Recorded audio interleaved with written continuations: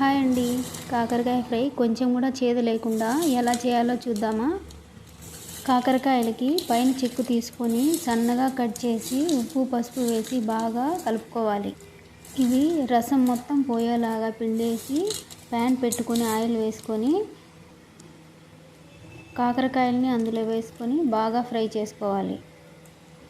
ఇందులోకి ముందుగా ఫ్రై చేసుకున్న పల్లీలు కరివేపాకుని వేసుకొని అలాగే కొంచెం కారం కొంచెం సాల్ట్ కూడా వేసుకొని బాగా కలుపుకోవాలి.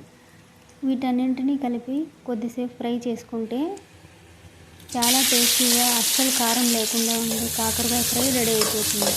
చాలా అంటే చాలా టేస్టీగా ఉంటుంది. ఒకసారి ట్రై చేయండి. పిల్లలు కూడా చాలా ఈజీగా తినేటట్టు టేస్టీగా ఉంటుంది. హెల్త్కి కూడా చాలా మంచిది. ఒకసారి ట్రై చేయండి. Please subscribe.